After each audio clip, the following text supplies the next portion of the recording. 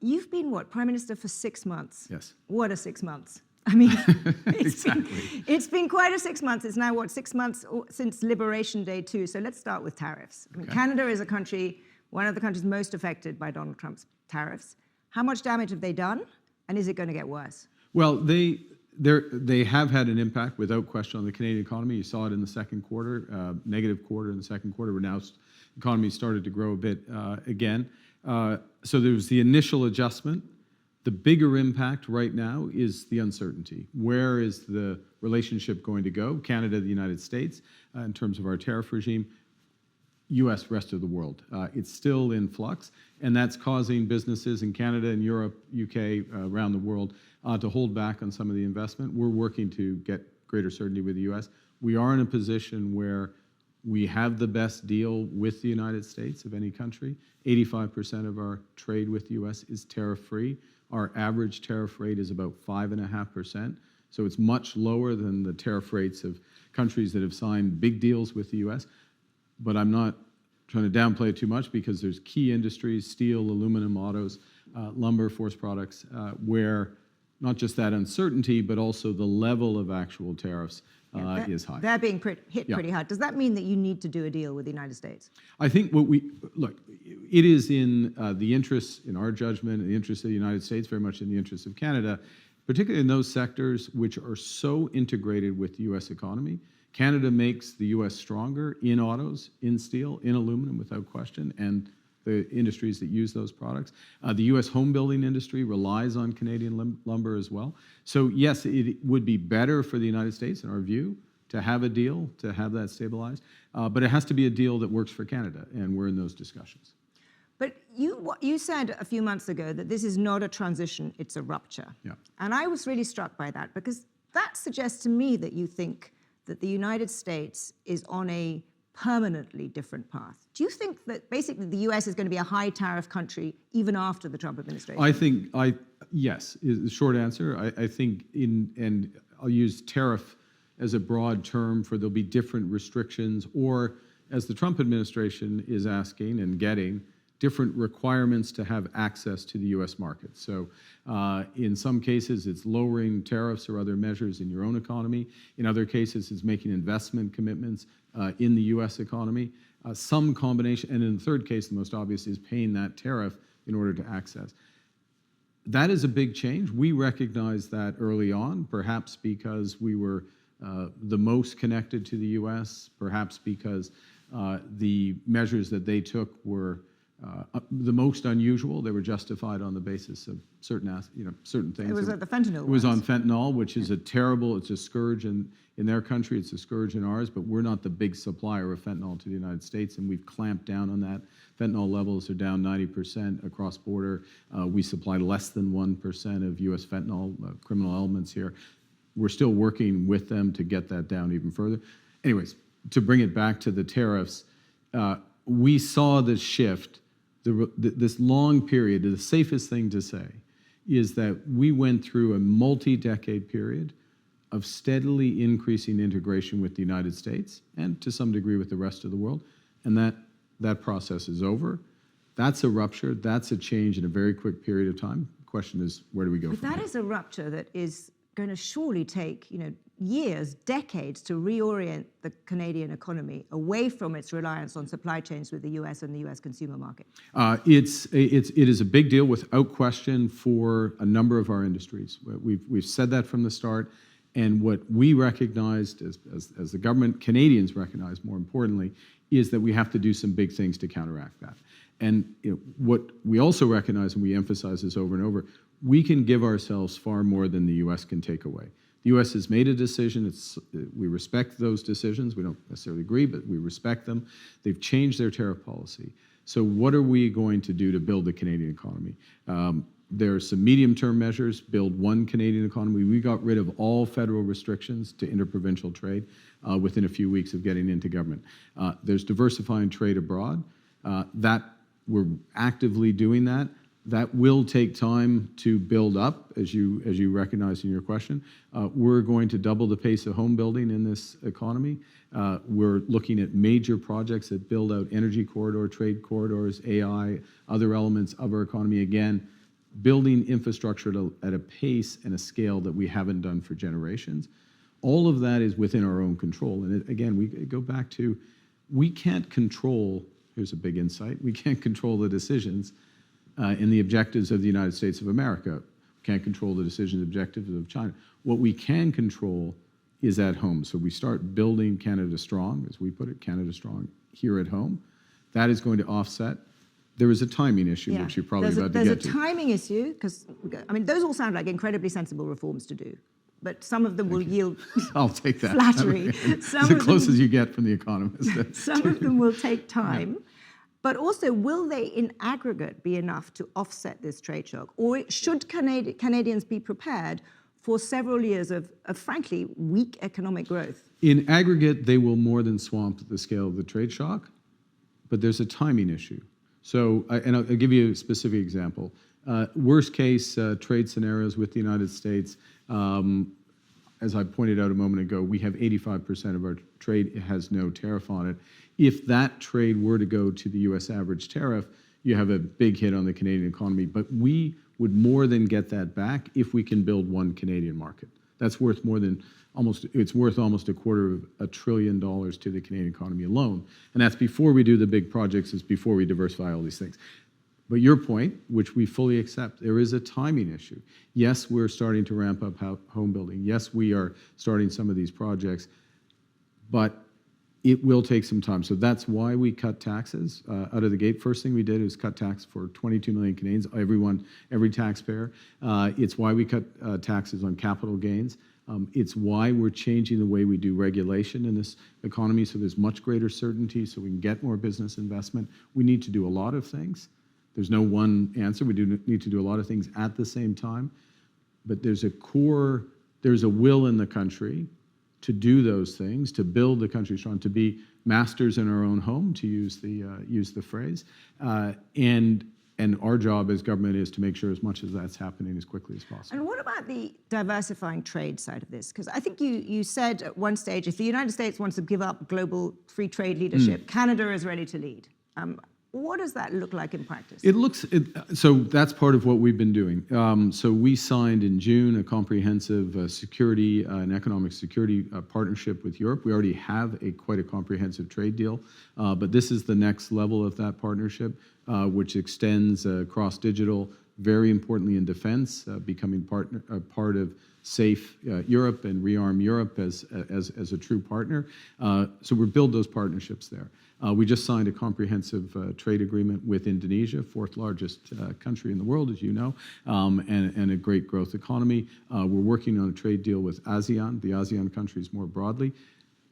But to get to, if I bring it up to the higher level, how does the system evolve? So yes, a series of those types of deals and many more. I won't exhaust the time going through all of them. But where are the big trading blocks that have the potential to establish a form of rules that's broadly consistent away from the United States, away from China? European Union, obviously, just given the scale of that economy, and we have that trade agreement, we're deepening there. CPTPP, so the Trans-Pacific Partnership. You can say that, I can never say CPTPP, I can say, yeah, I've been practicing. The Trans-Pacific Partnership, big bloc in Asia and beyond. We're part of both, and one of the opportunities which we've begun discussing with the European Union, with many of the countries in CPTPP is, well, bringing them together or bringing a bridge between the two. But if you bring them together, it's still missing, frankly, the two giants, the US and China. And so the US, if the US wants to hide behind its tariff barriers, fine. But to really create a new system for the rest, don't you have to include China? Don't you have to do a deal with China? Well, first thing is, if you ever were going to do with China, and I think that's an open question. It's obviously not our decision alone. We'd be part of that. You would want to have want to be able to more than match China in economic scale. Which once you start to bring these blocks together. So if you bring the Asian, the CPTPP, yes, and the Europeans and Canada together, then you have scale to negotiate with China. Yeah, but I think it's a good in and of itself. You don't have to jump to that. It is a good in and of itself, and there may be reasons why you don't want. want to do all the way. So in short, it's not, there could be a system, a trade system of rules-based trade system excluding the US. Yes. Yeah. I mean, the U.S., there is one. It's called the WTO, actually. And the question is, do you have one that has certain standards? Now, let's go back to the China question, because it's a critical one. And I mean, we are getting a bit ahead of ourselves, but let's play it out. One of the values of our trading relationship with Europe and the characteristics of CPTPP is the standards, not just the tariff levels, but it's product standards, it's labor standards, element of sustainability and other standards moving towards that. Not necessarily standards or objectives that the U.S. would put in a deal. That's their sovereign right. But you have more like-minded forms of trade getting scale. And with respect to China, maybe not. Certainly on the labor standards side, there wouldn't necessarily be full alignment. So I think, don't know, but I think we're going to end up with a degree of variable geometry in trade as well as elsewhere, where you have tighter integration. Coalitions of the willing. Yeah, coalitions of the willing, tighter integration with countries that you share a broader range of values, basically concentric circles of integration, which does make sense. It's not, to be clear, it's not as efficient as the trading system that had been in place, but that system is over, and the question is, what do we construct beyond it? But when you look at actually what's happened in the last few months, all of these big countries have been falling over themselves to cut deals with the US.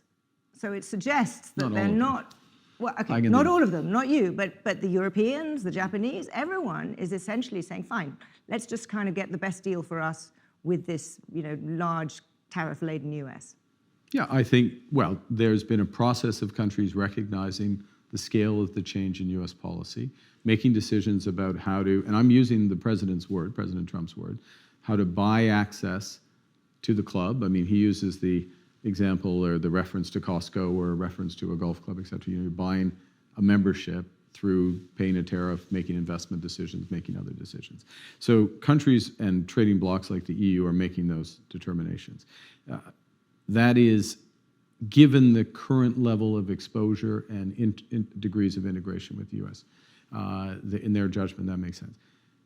Is that the way they want the system to be 10, 20, 30 years from now? Probably not. And the question is, what are countries and trading blocs doing to help build that system? So right now, countries just have to do the best they can, but then they can create a better one, which leads... Well, and it's also, if I may, so part of the reason why countries end up in, quote, having to do one or negotiating from the position they're in, is their degree of dependence on the United States.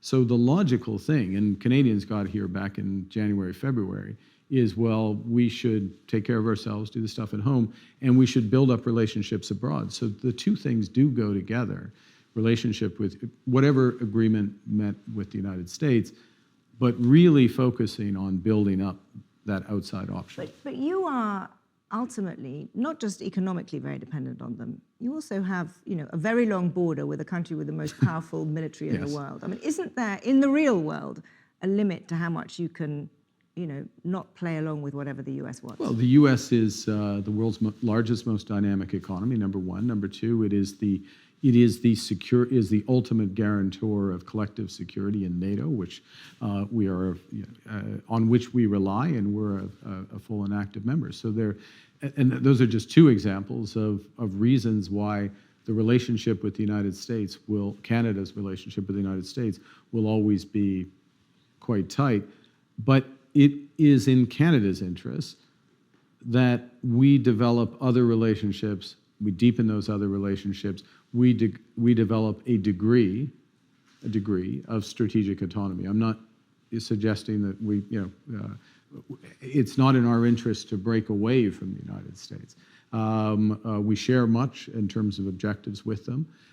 And the way we look at it is that we are integrated our economies are integrated in many respects. There are certain industries, and actually some of the ones I mentioned a few moments ago, the steel, the aluminum, the auto industry, the forest products industry, to a degree our energy industries, those are highly integrated. It is smart integration. Like, it makes sense to maintain that degree of integration, in some cases even deepen it. In other industries, it probably doesn't make sense That's a very to hard double thing to down. pull off, right? Deeper integration in some areas, your own way in the other. Well, is it so hard? I mean, I'd come back on that because we have a U.S. administration which is transactional, and to some degree, and I respect that. I understand this is so it's transactional. It's looking for where they have tariffs with certain countries in certain sectors at certain levels, and there's differences in those degrees, and ultimately, as they should, they're working for America first, and where are there sectors that make America stronger? My issue is working for Canada, of course, and where is it in Canada's best interest to remain integrated with the United States? We don't get to decide exactly where, we obviously Americans take their own decisions, but we get to decide where we pursue that. And I think there's more opportunity. To use President Trump's favorite analogy, they have the cards, right? I mean, they have not only do they have the economy, they also have the security side. I mean, you can't even defend the Arctic, right, by yourself. Well, we can defend more of we're defending more of the Arctic now, 365 days, land, air, sea, over the horizon radar in the Arctic. We're building out our sovereignty in the Arctic. But radar means you can see the thing. You can't actually, don't you need missiles to shoot things down? There are certain areas where we will want to be integrated and continue to fully cooperate with the United States. I would suggest, some others have a different view, but hypersonic missile defense is one of those areas where we're going to want to do, and we have those discussions with them. But the analogy, to go back to your analogy, who has all the cards, there are other games. There's not just one game. That's the point. There are other games. And yes, we're going to spend more time, to extend the analogy, in the game with the United States, but we're going to play other games with other players. Okay, let's really torture this analogy and say in the game with the United States, President Trump has made no secret of the fact that he thinks he should be the 51st state. So and you've obviously robustly rejected that. But if that is the goal of his game, then isn't that very different than a game where you're trying to make a deal on certain sectors? If the goal is to essentially force Canada into a position where he can achieve that? Well, look, Canadians are adamant. They've been absolutely clear. It was a core issue in the election. We will never be part of America. The relationship, the commercial relationship, the broader relationship can be better than it is now, even though the commercial relationship, as I said a moment ago, is the best in the world at the moment in terms of the levels of tariff. There are areas where we can cooperate on that. Look, the president has a certain view.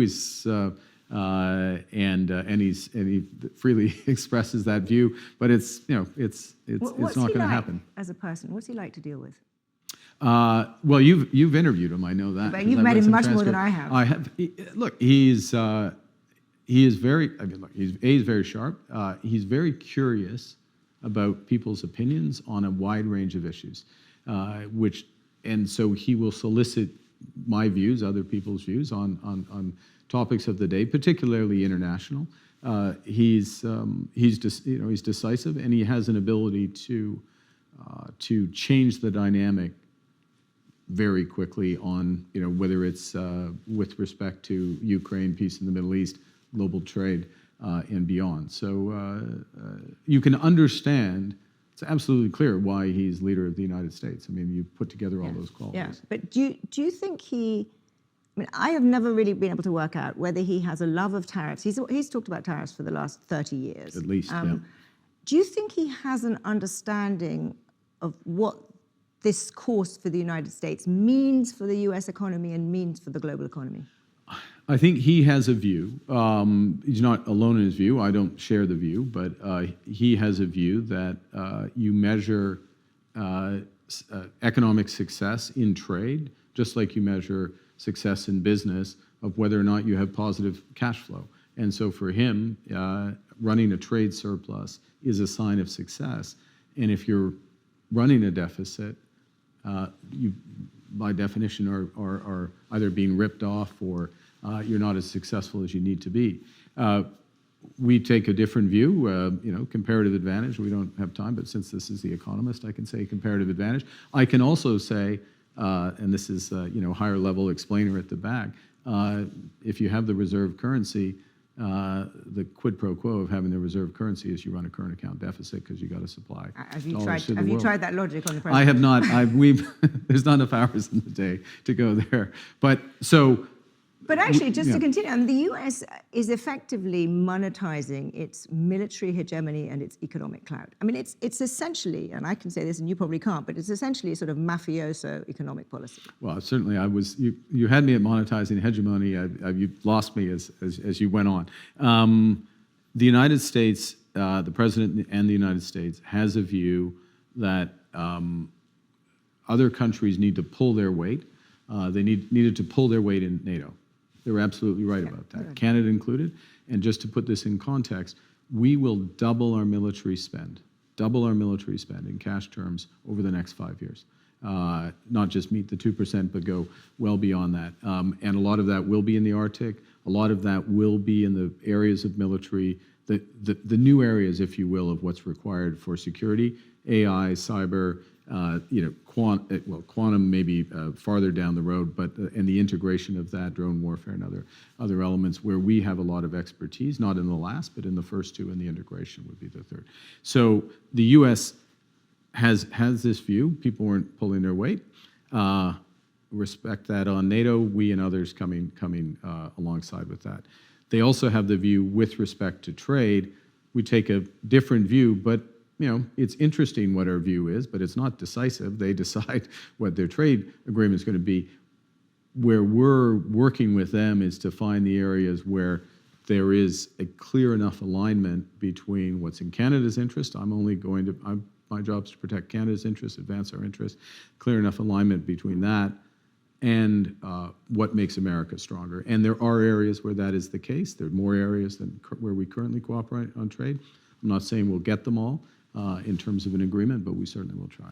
But I agree with you that one of the strengths of President Trump is that he's actually right on sort of underlying things in many areas. And, Yes. NATO countries needing to spend more is a very clear example. But one where I think you as a card-carrying economist think he's wrong is on tariffs. And so I'm wondering, for me, it's pretty clear that this whole strategy is going to hurt the US economy in the medium term. It's going to hurt the US consumer sooner rather than later. But a US hidden behind large tariff barriers when the rest of the world doesn't do that is eventually a US that is less competitive and I think has a weaker economy. Do you share that view? And what do you think that means for Canada if the US in 10 years' time is weaker than it otherwise would be? The strength or weakness of the United States has a direct impact on Canada to the extent to which the more open and integrated we are, the bigger that effect will be. If you sit here and you follow the logic you just laid out, if what the U.S. is doing may weaken the U.S. over the medium term, could do, then having deeper relationships with other countries around the world is that much more important. So we are putting a lot of emphasis on deepening those relationships. We are starting, in some cases, with those relationships from behind. We have a lot of work to do to deepen those relationships. We also have a lot of work to do as a country to look out more broadly than, one of the realities is if you're sitting next to the world's largest, most dynamic economy and you have free trade and free access to it, which is what we had until very recently, as a business, as an investor, you spend most of your time on that. That's changed. So both what the U.S. is doing, it points in the same direction. And we need to be able to do a few things at one time. Yes, work in a smart way on integration with the U.S. in the right places, but very much develop abroad and develop at home. And the good news for Canada is we have absolutely enormous opportunities at home and abroad. We have what the world wants. We're an energy superpower, one of the biggest critical mineral players. We are one of the leaders in AI development, not something that we've exploited to the same degree. We've got diaspora relations around the world, and we have the values to which most of the world, not everybody, aspires. And so when we're building out those relationships internationally, it's a natural conversation. That all makes a lot of sense. But you mentioned AI, and I think there's a crude way of looking at what's going on in the US right now is that there is a sort of big gamble, and the reasons the markets are so high is there is an expectation that the US being ahead in AI will essentially make up for everything else. Its immigration policy, its tariffs. If that is true, and if the US is ahead and wins the AI race, what does that mean for Canada? Well, the first thing, just to put a number around what you just said, investment in AI, data centers, and associated power now is as big as all other investment in the U.S., which is a remarkable figure. It would have been low single digits or high single digits 3 years ago, and now it's come up. So it is offsetting a lot of the headwinds and powering them forward. What does it mean if the U.S. is, well, I would rather the U.S. have that leadership than some other countries. On the other side of the Pacific. Perhaps, yes. And for us, what it means, for AI for us, and most countries, I would say this is the case, it's less about the foundational models and this huge scale that's required than, to dumb it down, than the apps, the AI apps that then apply into various applications. And so it's organizing ourselves in order to do that. And guess what? If you're a country of 40 million people, if you have the third highest per capita flows into AI companies, you got $6.5 billion goes into Canadian AI companies in the last year. You have one of the deepest research benches in AI in the world, full stop. Anyone in the sector would recognize that. If you're focused in on smaller applications, enterprise-level applications, government applications, and you organize yourself around that, that helps with diffusion of AI, which brings the productivity and the jobs and the growth that comes forward. So we have a real chance here. We will benefit by being next to the U.S. We would be more complementary to the U.S. than competing with them. That would also help. Again, to take this from economist level AI discussion to Canadian level AI discussion, what do people really want? They want problems solved if you're going to use AI, and they want AI to make their jobs better, more jobs and their jobs better, and that's the kind of stuff that we can focus on here in Canada. One more question on the U.S., which is a tough one, but I've just come from the U.S. and I am struck by how just in the last few months the mood has really got changed. And President Trump is now telling his Justice Department to go after his political enemies. He's now sending the troops into yet another US city. It feels febrile. It feels, many people are talking about it sliding away from democracy towards something much darker. Do you worry, as the country with a huge border with the United States, do you worry, and do you have to do some contingency planning for what happens if things go really dark in the United States? Look, I think what we take from the situation in the United States, in the UK, and France, and other countries is the importance of having a robust, free public square. Okay, and protecting as much as possible against foreign interference in that public square. And what are we doing in order to make that the case? I think that is one of the fundamental elements of what it is to be Canadian. I mean, in the end, Canada, the nationalism in Canada is a civic nationalism. It isn't an ethnic nationalism or a religious nationalism. It's a civic nationalism. It's a way of behaving. So it's in the essence of what it is for the country. And yes, we need to reinforce that and make sure it's the case. And so far, we're doing pretty well. And to be economisty about it, if I could, that's an advantage. That will be an advantage. It's not why we do it. We do it because that's who we are as a people, but it is an advantage. So you have different values. You focus on that. But I'm sort of almost being a bit more dramatic. What happens if you have serious instability, or something that is no longer the democracy that we knew right next door? There are 24 hours in a day. There's lots of things for me to think about. That's not something that I'm not something you're worried about. Maybe somewhere in the 300,000 people of the Canadian government, someone's thinking about it, but I'm not. Our civic square, that's important, and we see the trends around the world reinforcing there. Our relationship with the United States. Remember, and let's take a step back, as we've been talking about, is they are our most important commercial partner, our most important military partner, security partner, as is the case for most other countries in the world. Let's talk about carnyism. Let's talk about what you are doing here. I'm struck that you laid out the economic agenda that you've put in place to counter the tariffs. You've also, I think interestingly, moved to the right in your immigration. You're thinking of cutting, or you're cutting back on state spending in some areas. Do you think that you found and the carbon tax, obviously, you rolled back. Do you think you found a recipe for countering populism that is, frankly, eluding your colleagues in Europe? Well, our focus is on delivering for Canadians first and foremost. So, and delivery and implementing what we've said we're going to do is fundamental. So, it did matter. We campaigned on cutting income taxes right away, cutting the consumer carbon tax, which had become very divisive, cutting capital gains tax, doing all that. We did that bang, bang, bang first few days. We campaigned again, as I said, getting rid of these federal barriers by Canada Day within a few weeks, and we did it. We got the legislation through. Major projects we're doing on that. So part of it is, here's a big insight, doing what you said you did, but doing it quickly and at a scale that makes a difference. So that's the first. The second, though, one thing I would suggest, okay, so our core element, if I were to simplify it in our motto, build Canada strong. So big emphasis on building in all respects. But what matters is how we build. You think about whether it's against populism or just serving Canadians, how do we build? Well, we're building in a way that's creating hundreds of thousands of high-skilled trades, jobs.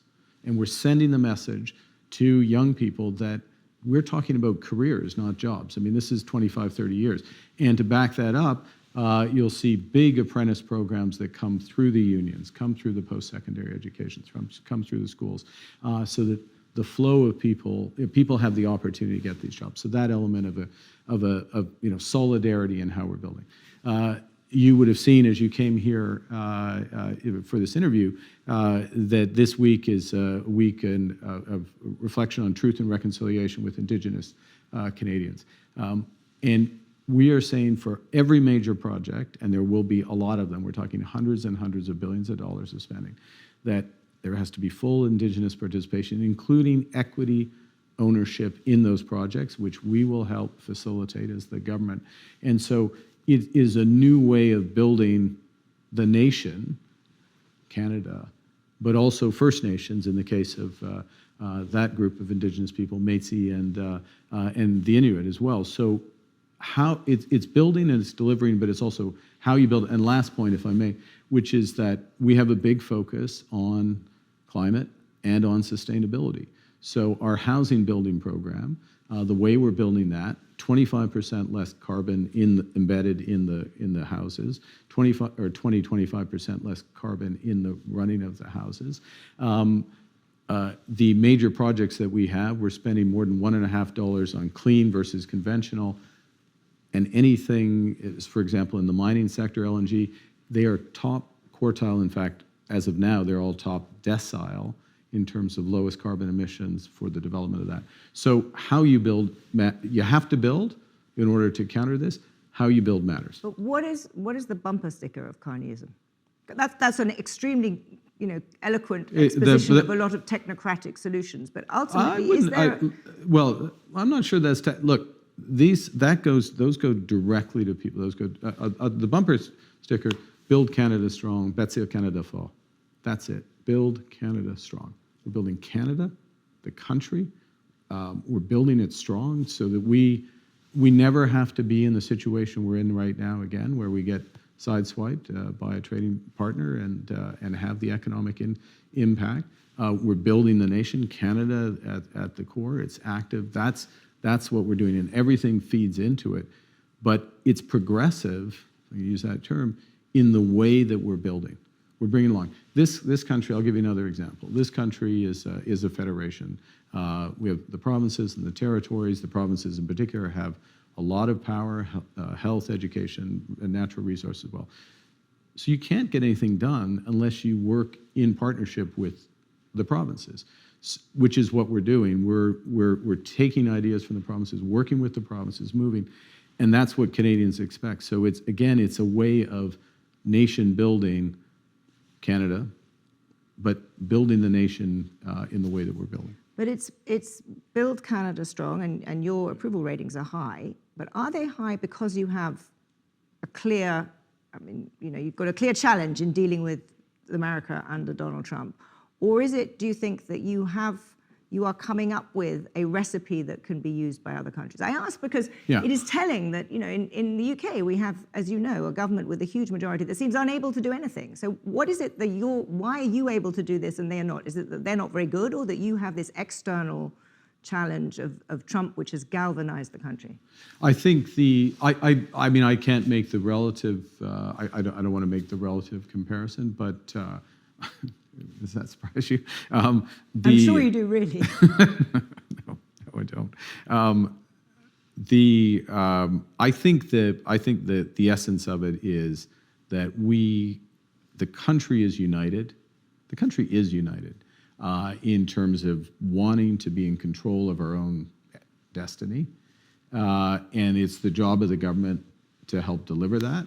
And as long as we are doing that, and very importantly, doing it in a way that benefits people. So linking it, yes, we're going to build this big project, but are they union jobs? Is there Indigenous participation? Are we buying Canadian? One of the things we've changed, I didn't have a chance to mention, but our Buy Canadian policy is transformed. We were the most Boy Scout of Boy Scouts in terms of procurement, to very much the detriment of our own companies, and we're changing that. And so all of that helps reinforce, I think, and will continue to reinforce the support for it. And that's, is that a formula? It's, in many respects, it's just common sense, but it's a formula if you believe in it and you spend all your time relentlessly implementing it, which is what we're doing. So you seem remarkably upbeat for a man who's got, frankly, a seriously challenging job at a very, very, I think, quite dangerous time in the world. So what worries you? What keeps Mark Carney up at night? What worries me, there's a lot that worries me. And a lot of it I read in The Economist. If I didn't read The Economist, I wouldn't get as worried as I do. But I'm stuck. I've been doing it for 45 years or something. I think Ukraine, the situation in Ukraine, the stakes in Ukraine are enormous. The human tragedy in Gaza and more broadly, and the need to have a sustainable solution, peace and security for the state of Israel and the Palestinian people. Yes, the Sahel, all those aspects. It does worry me, to bring it up to a higher level, how we are going to recast particularly security relationships globally. The economic one, I'm less worried about. You laid out a plan. Yeah, well, there's a plan for that, but the security relationships and how those dynamics work, and I think it's essential that every country, Canada included, we're taking care of our own and we're protecting our borders and using these NATO commitments and others effectively, and having the credibility to work with other like-minded countries, given the risks that we face. Mark Carney, Prime Minister Carney, thank you very much indeed.